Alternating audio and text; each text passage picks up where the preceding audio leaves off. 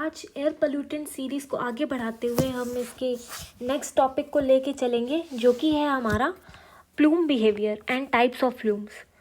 जैसा कि हमने इसके पहले वाले लेक्चर में पढ़ा था लैप्स रेट्स के बारे में और कैसे वो डिस्पर्जन ऑफ पोल्यूटेंट को अफेक्ट करते हैं, वो सारी चीज़ें ही हमारे इस वाले लेक्चर में बहुत काम आने वाली हैं। तो अगर आपने उस लेक्चर को नहीं देखा है तो पहले उसको समझ लीजिए, क्योंकि वो बेस बनाएगा इस लेक्चर को समझने के लिए। तो अपने इस लेक्चर को स्टार्ट करते हैं।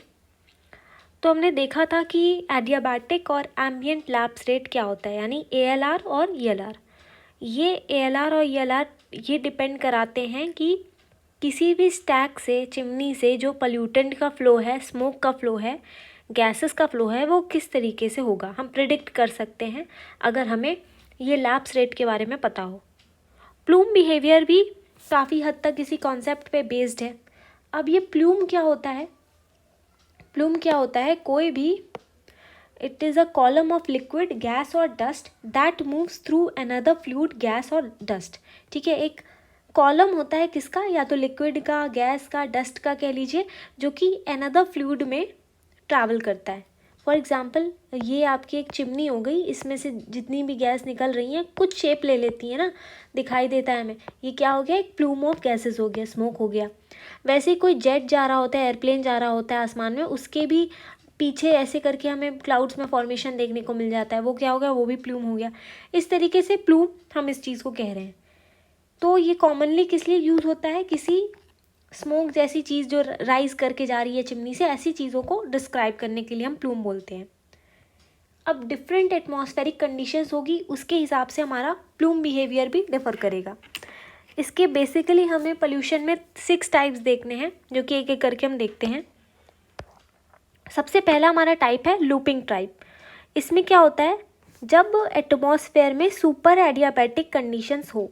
ठीक है, सुपर एडियाबैटिक कब होंगी? जब हमारा ELR जो होगा वो ALR से ज़्यादा होगा। तो क्या होगा? हमारी सुपर एडियाबैटिक कंडीशंस होंगी। और ऐसी कंडीशन में हमने पिछले लेक्चर में पढ़ा था कि एटमॉस्फेरिक इंस्टेबिलिटी होती है, बहुत तेज़ी से वर्टिकल मिक्सिंग होती है।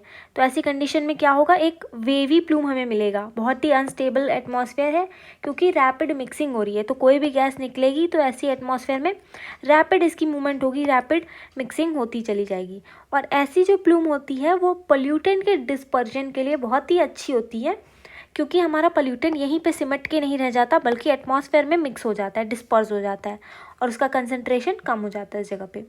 तो ये याद रखना है कौन सी कंडीशन बन रही है लूपिंग प्लूम में, सुपर एडियाबैटिक, और एटमॉस्फेयर कैसा है? अनस्टेबल। ग्राफ से भी यहाँ समझ सकते हैं कब होगा। ग्राफ में क्या है? ये ELR वाली लाइन क्या है?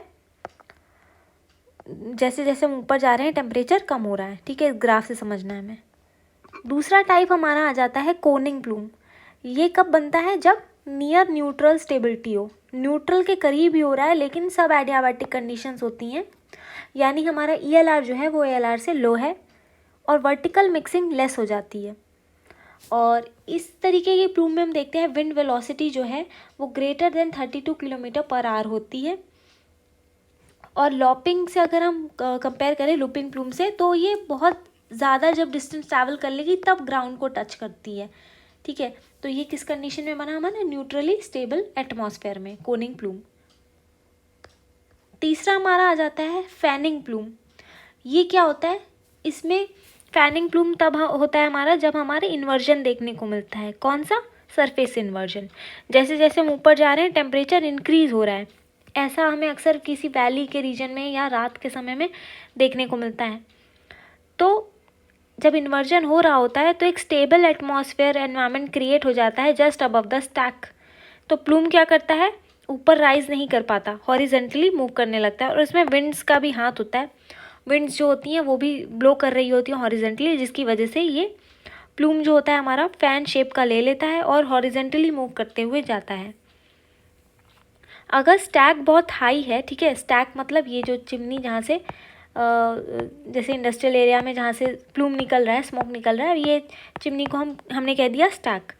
ये स्टैक अगर बहुत हाई है तो फिर हम इसको फेवरेबल मेट्रोलॉजिकल कंडीशन मानते हैं, क्योंकि इससे ग्राउंड पोल्यूशन नहीं होता। ये क्या है, फ़ैन इस तरीके से मूव करके जा रहा है, ग्राउंड पे कंसंट्रेट होके नहीं रह रहा, तो ये हमारे पोल्यूशन के डिस्पर्जर के लिए अच्छा है। कब बनता है ये? स्टेबल एटमॉस्फेयर में, जब स्टेबिलिटी मिल रही है प्लूम को। चौथा हमारा हो जाता है फ्यूमिगेशन प्लूम।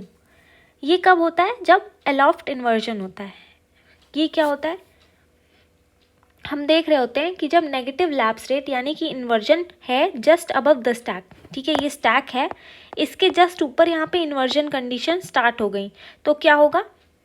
ये जो प्लूम है ये ऊपर नहीं जा पाएगा, ऊपर राइज नहीं कर पाएगा, नीचे ही रह जाएगा, तब ये फ्यूमिगेशन कंडीशन बनती है। और इसमें एक ये भी चीज़ है कि स्टैक के ऊपर तो हमारा इन्वर्जन कंडीशन है और नीचे हमारा क्या है? स्ट्रॉन्ग एडियाबैटिक लैप्स रेट है, तो जिससे क्या होगा? नीचे तो वर्टिकल मिक्सिंग होगी लेकिन यहीं तक सीमित होकर रह जाएगी, ऊपर नहीं जा पाएगी।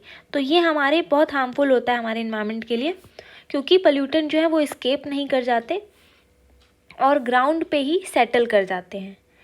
किस वजह से? टर्बुलेंस और मिक्सिंग की वजह से, क्योंकि यहाँ पे स्ट्रॉन्ग एडियाबैटिक लैप्स रेट है, जिसकी वजह से जो डिस्पर्जन है कंटामिनेंट का वो बहुत पुअर होता है, ठीक है। तो ऐसी कंडीशन बनती है इन्वर्जन कंडीशंस में, जिसको हम कहते हैं फ्यूमिगेशन प्लूम, और ये अच्छी नहीं होती। पांचवी हमारी है लॉफ्टिंग। लॉफ्टिंग प्लूम क्या होता है? जब इन्वर्जन स्टैक के जस्ट बिलो है। अभी हमने क्या देखा? स्टैक के ऊपर इन्वर्जन हो रहा था, तब फ्यूमिगेशन हो रहा था। अब ये स्टैक के नीचे है, तो क्या होगा? लॉफ्टिंग, ठीक है। जब strong super adiabatic lapse rate हो रहा होगा स्टैक के जस्ट अबव में, और नीचे क्या होगा? नेगेटिव लैप्स रेट यानी कि इन्वर्जन। तो ये जस्ट फ्यूमिगेशन का उल्टा हमारा क्या हो गया? लॉफ्टिंग हो गया। तो जैसे कि फ्यूमिगेशन में हमने देखा कि जो प्लूम है वो ऊपर राइज करके नहीं जा पा रहा था, यहाँ पे डाउनवर्ड मूवमेंट नहीं हो पाएगा, जिसकी वजह से क्या होगा? ऊपर के एटमॉस्फेयर में बहुत ही रैपिड और टर्बुलेंट मिक्सिंग होगी, लेकिन डाउनवर्ड मिक्सिंग बहुत ही कम होगी। इसकी वजह से क्या होगा? जो डिस्पर्जन है पोल्यूटेंट का वो बहुत क्विक होगा और ग्राउंड पे ये पोल्यूटेंट नहीं आ पाएंगे, क्योंकि नीचे वो मूव कर ही नहीं पा रहे हैं उस इन्वर्जन लेयर की वजह से। तो ऐसा जो प्लूम होता है वो एयर कंटामिनेंट को डिस्पर्स करने के लिए बहुत ही अच्छा होता है और लिविंग बींग्स को इससे प्रोटेक्शन मिलती है। तो यहाँ पे इसका ग्राफ है, ठीक है। पहले क्या हो रहा है? इन्वर्जन हो रहा है, फिर उसके बाद नॉर्मल हो जा रहा है। उसके बाद जो सिक्स्थ है हमारा वो है ट्रैपिंग प्लूम। यहाँ पे हम क्या देख रहे हैं कि जो हमारा प्लूम है वो ट्रैप होके रह जा रहा है दो लेयर के बीच में। अब ये दो लेयर जो है एटमॉस्फेयर की, यहाँ पे क्या चल रहा होगा? इन्वर्जन चल रहा होगा। इन्वर्जन स्टैक के ऊपर भी है, नीचे भी है, ठीक है। It is formed when inversion layer exist above and below the stack. दोनों तरफ इन्वर्जन है, तो क्या होगा? ना ये ऊपर की तरफ जा पाएगा ना नीचे की तरफ, यहाँ बीच में ही सीमित होकर रह जाएगा, ट्रैप हो जाएगा एक तरीके से। अब ये पोल्यूशन के डिस्पर्जन के लिए ऑप्टिमल नहीं है, क्योंकि एक पर्टिकुलर हाइट के अबव ये जा नहीं पा रहा, तो डिस्पर्जन तो हो नहीं रहा, यहीं पे सिमट के रह गया। तो ये इस तरीके की, यहाँ पे ग्राफ में ये गड़बड़ी है। इस फिगर में क्या हो रहा है? नीचे पहले इन्वर्जन हो रहा है, तो ये ग्राफ कुछ ऐसा बनेगा, ठीक है, तो उसको ठीक कर लेना। तो यही था हमारा आज का कॉन्सेप्ट, जिसमें हमने प्लूम के टाइप्स देखे, और इसको समझने के लिए आपको पहला वाला लेक्चर इसका देखना पड़ेगा, देख लीजिए उससे जाकर। और अगर आपको ये लेक्चर पसंद आ रहे हैं तो लाइक कर दीजिए अभी वीडियो पर, और चैनल को सब्सक्राइब नहीं किया तो सब्सक्राइब कर लीजिए, अपने दोस्तों के साथ भी शेयर करिए, एंड थैंक यू।